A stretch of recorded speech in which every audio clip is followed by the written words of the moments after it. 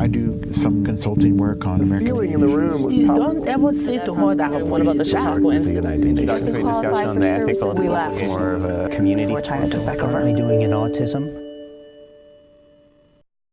Do schools kill creativity? That's one of the ideas we'll explore in a special conversation from Juniata College in Huntington. Sir Ken Robinson is an internationally recognized expert on creativity and education innovation. He's worked with governments, Fortune 500 companies, and some of the world's leading cultural organizations to make creativity a more integral part of business and education. Here's our conversation with Sir Ken Robinson. Sir Ken Robinson, welcome to the conversation. Thank you. It's a pleasure to be here. What sparked your interest in education? I think the fact that I went to school seriously had a lot to do with it. I mean that, it's one of the things that we all have in common, that we all went to school. And I had very mixed feelings about my own schooling, really. I mean, some of it was great. But I suppose I had a strong sense during the course of it. There were just things I would love to have got to and to have done that either weren't possible or they were sidelined, and I spent a lot of time doing things I didn't really care for all that much, but dutifully did them. But I mean, that sort of general sense of disaffection doesn't really build a whole career. I suppose that's true. It was more as well that I suppose I always had the sense that people underestimated themselves and were underestimated. And I knew always, bright, sparky people who often didn't think they were very smart, or smart people didn't think they're very creative, though they thought they were smart. And I suppose I just had an intuition for a long time that it was around the issue of education. And I became very interested in theatre in education. I directed some plays at school. That was something I enjoyed more than anything. And I eventually went off and did an English degree and a teaching qualification. And got into it that way. But it was never that I didn't have a plan. In fact, you spent 10 years until 2001 as a professor of art education. Why did you leave that post to sort of become a free agent? You were, after all, influencing the next generation of teachers so that they could perhaps do a better job than some of the teachers did when you were coming up. Yeah, I mean, I never planned to be a professor. I never quite had a plan. I didn't think when I was at school in Liverpool, England, if it all worked out well, I'd be sitting here with you at some point, in Pennsylvania. But I make a serious point about this, which is that often people, I think, imagine that life is linear, that you can plan it all out. And one of the problems, I think, is there are education systems that are based on that principle, that they are linear systems. They're based on the principles of supply and demand. And in my experience, very few people know exactly what they want to do. And even those who do end up doing something different or related or tangential to it. I've talked to lots of people about their own career path, and it was never quite as they expected, if it was in fact anything at all like what they expected. I find in my own case it's been about following a particular set of interests and passions. It's like navigating through unknown territory, but with your own compass, following your own true north. There isn't a well-worn path, but you know the kind of direction you feel comfortable moving in. So there came a point in my career, actually when I was in my late 30s, I did a lot before I got into universities, when I was offered this role as a professor of arts education. Actually it was plural. So it included music and art and dance and theatre and all of that. And I did it for 12 years. And I enjoyed it, but I felt I'd come to the end of it. I felt I'd done what I wanted to do, and I didn't want to be in a single institution. I always feel it's important too to know when the time is right to move on, and I just wanted to move on and do things that interested me directly. You've written about moving on and the courage it takes and the intuition it takes to make that mid-career move that you did, and you write about it beautifully in your 2009 book, The Element. Yes. Yeah. Tell us a little bit about what gives people the courage to make the kind of move you did and that others do. Yeah. You noticed I was agreeing when you said the book was beautifully written, did you? I did. You spotted it. Yeah, I am forced to agree with you. It is sensational. No, it was, I'll tell you what it was. I've been struck for a long time in the same way as I was describing, by the fact that most people don't seem to know what their real talents are. And the corollary of that they doubt that they have any real talents. It amazes me how many people say, oh, I'm not really good at anything. In fact, you hear people say, I'm not very creative, about as often as you hear them say, I'm no good at math. Yes, all the time, yes. You know, that there's this view that only special people are creative, you know, it's not me, it's not, you know, it's not anybody I really know. It's a very isolated sort of genius, you know, to be really creative. You know, and people doubt their own strengths and their own capacities. So, you know, I meet all kinds of people who don't really get much fulfillment from the work they do. You know, they just get through it and wait for the weekend. But I also meet people who love what they do and couldn't imagine doing anything else. You know, if you said to them, don't do this anymore, they wouldn't know what you were talking about, because this is who they are. You know, I mean, I don't know what else I would do. They are, so to speak, in their element. And so the book is about that. It's about the journeys people took to discover their own talents and what difference it made in their lives. And I talked to all kinds of people. It's not just interviews, but the book is seasoned, as you know, with interviews, with people in science, in business, in the arts, in sport, in technology, all kinds of different fields. And what's interesting to me is, of course, it's different for everybody. And this is really a key point, you know, that human ability and talent is highly diverse. You know, what turns somebody on might totally turn somebody else off. What excites some people does not excite other people. And I know when I'm signing the book these days, I always ask people what they do. And when they tell me, I ask them if they like it. And I always think it's great when people say, oh, I love it. Because you just know immediately. Do you hear it often? Yeah, I do hear it often. But then I suppose people who come to buy the book might be self-selecting sample in some ways, you know. But I also do hear people, you know, they'll say, well, no, it's okay. Or, you know, it's okay for now. And you know that they're somewhere inside them, they're dissatisfied with it. And the book is about encouraging people to take that journey, because I think we owe it to ourselves to do it. One of the things that I loved about the book was that oftentimes it was a parent, often a mother, who had a certain insight into their child and knew that this inability to sit still could be channeled into something Yes. that would illuminate a real talent. Yes, absolutely. One of the people I interviewed for the book is a great guy called Bart Conner, who I'm sure people watching this, many will know. The gymnast. The gymnast, yes. And Bart now lives in Norman, Oklahoma. I've been involved in a big project in Oklahoma called the Oklahoma Creativity Project, and Bart's one of the leading figures there. And I asked him one day, you know, how he got into gymnastics.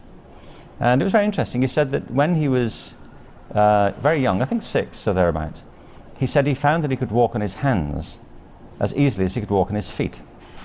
He said this wasn't much use to anybody, you know, but it was kind of socially entertaining, you know, it's always in demand.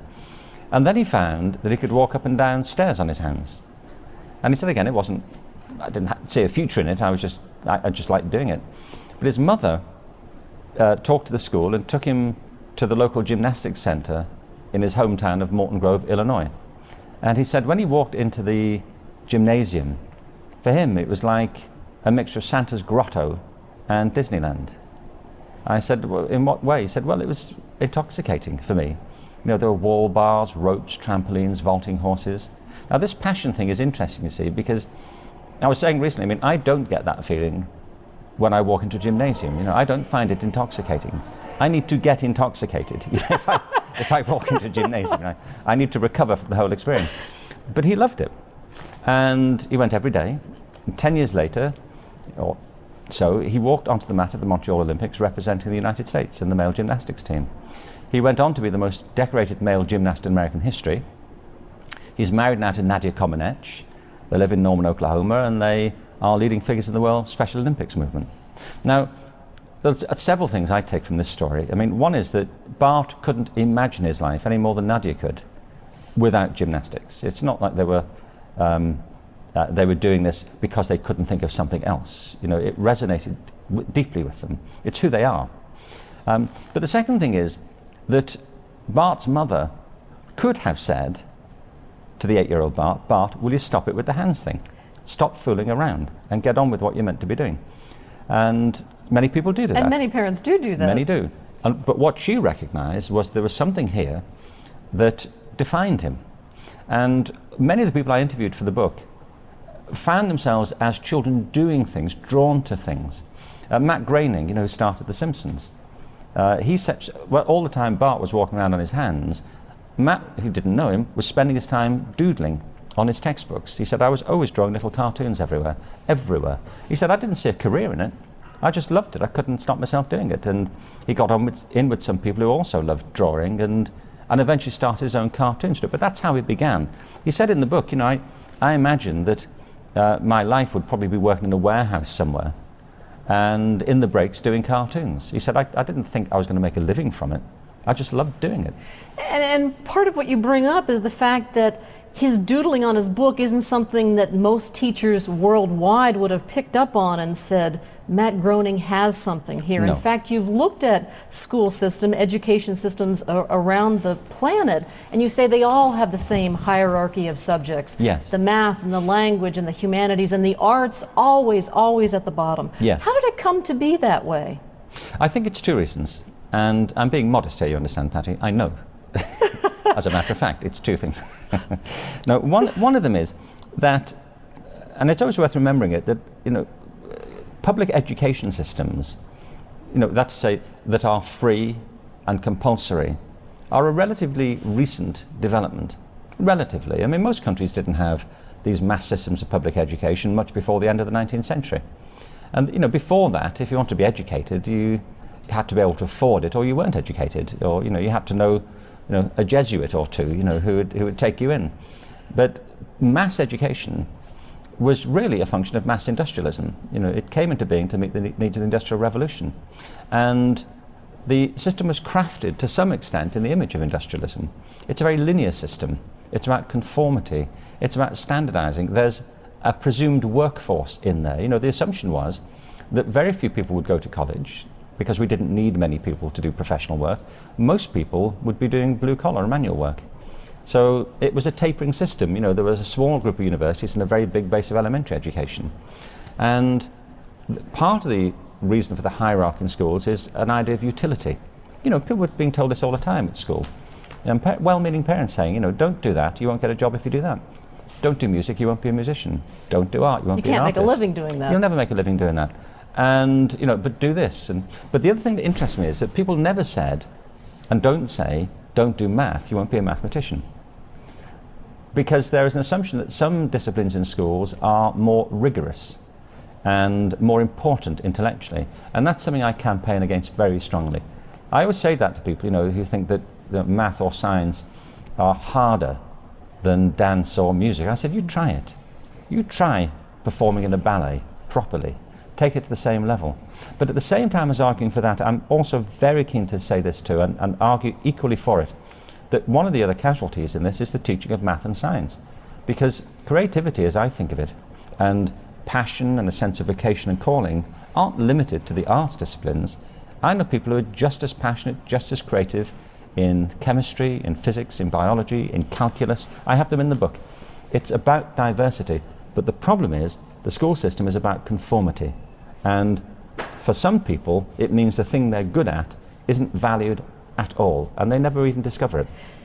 You also talk about education systems around the globe that are reforming to meet the challenges of the 21st century. And most of them, you say, don't need reform, they need transformation. Yeah. Well, as we're here in America, I live here now, I hope people feel I'm qualified to comment, I'm a permanent resident, so there, But I love this country, and it distresses me that, in public education now, there is something like a 30% dropout rate from between the 9th grade and the 12th grade, 30%. In some of the communities in the country, it's over 50% dropout rate.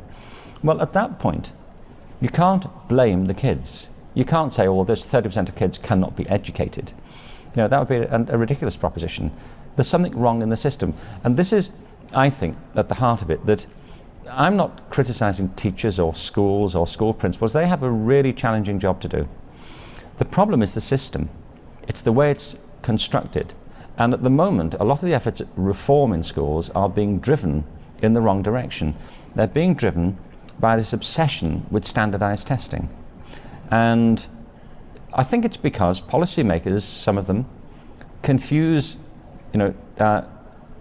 improving education with bailing out the motor industry. It's like we just have to limit our product lines. We have to brace up to overseas competition. We have to get everything to the same standard. And that might work for cars. But there's a difference between cars and kids, which is that cars don't have any thoughts about how they're being produced. And kids do. And if you treat them as inanimate objects or as fodder for tests, you know what happens. They turn off. I shouldn't think there's a child in Pennsylvania who gets up in the morning wondering what she can do to raise the state's reading scores. Do you? I mean, and yet teachers are teaching to that test. They're having to, because the financial incentives are linked to them. And by the way, the testing industry is a multi-billion-dollar enterprise. It's all predicated on reducing everything to numbers. Now, I don't say we shouldn't have standardized testing. In some areas, you want standardized testing. I was saying this the other day, if I have a medical exam and have a cholesterol test, I want it to be standardized. I want to know what mine is compared to yours. I don't want my doctor to do it on some scale he made up in the car, like your cholesterol is level orange. I don't want to know that. Give me a number, doctor. But it's what you do with it. And the problem at the moment is that the system has become dominated by this culture of standardized testing. And the result is that more and more people are turning off. And there's, I think, an even more worrying corollary of this, which is that children are being medicated to keep them with the program. I think that's just a massive tragedy. You talk in your book about Gillian Lynne, Gillian Lynne, yes. Who, of course, is famous for her choreography of Cats and the Phantom of the Opera. If she were a student today, she probably would have been medicated. Yeah, I mean, Gillian is a wonderful example. When she was a little girl, she was constantly fidgeting at school and looking out the window and being distracted. And it's a longer story, I tell it in the book, but the essence of it is that she was taken for an assessment. And the doctor talked to her mother for 20 minutes and stared at Gillian. At the end of it, he said to Gillian, "We're going to have to leave you here now and go out the room for a few minutes, but we'll be back." And she said they went out the room and left her sitting there. But as they got into the corridor, actually as they were leaving the room, he leant across his desk and turned the radio on. And she said she found out later on, they got into the corridor and he turned to her mother and said, "Just stand here and watch her, see what she does." So they watched back through the window where they couldn't be seen, and she said the minute they were out the room, she was on her feet, moving to the music, all around the room. And she said they watched for a few minutes, and then he turned to her mother and he said, "Mrs. Lynne, Gillian isn't sick, she's a dancer. Take her to a dance school." Well, she went on to be one of the most successful choreographers in recent history. And I know that a lot of people, a lot of kids are being kind of pathologized because they're being kids. They're restless, they're being physical, they have this energy. And it is true, as Gillian said, that some people need to move to think. If you sit them down like this, they kind of go a bit stir crazy with it, but let them move around and they're fine. If you'd said to Bart Connor, just sit still and stop it, what would have become of him? And the problem is that in order to get through this culture of standardized testing, we're standardizing our children to make them fit the test. And yet Americans consider themselves to be not so rugged anymore, but rugged individualists. Yeah. And you're talking about a system that is so conforming. And I'm wondering how the United States compares with other countries, because I read about your work in Singapore, for example, Yes. where they want to become the creativity hub of Southeast Asia. Yes. Are we falling behind in capitalizing on our young people's creative capacity? I think so. I really think so. If you think back to your time at school, I'm guessing, but adults now often look back to a time in their own education where they had more free time, they had less supervision, they had not just good science programs, but theatre productions, band, they could form clubs and societies, which kind of took all that for granted. Most of that's been stripped out of public education now. And it's become this kind of tight competitive pressure. But it's not working. If you look at the international figures, America, even in the areas where the focus has fallen on math and science, the so-called STEM disciplines, so science, technology, engineering and math. Even on those measures, according to international comparisons, America is falling further and further down the league tables. And that's before you get to look at all these other things. And the irony to me is that America has been built on the creative spirit, on innovation. I mean, its trajectory as a nation over the past 300 years or so, you know, its kind of formation and consolidation into a nation, has been remarkable. And it's been driven by a spirit of entrepreneurship, a kind of can-do mentality, a sense of innovation and possibility. And this is, I think, being systematically dampened down among this generation. And this generation is the group on whom we will depend for the success of all of us in the 21st century. And I think this is new. This wasn't like this when you're at school. You know, I know when I was at school, I went to school in Britain, but we didn't have all this stuff. I mean, when I went to college, you know, we didn't work as hard as these kids do to get in.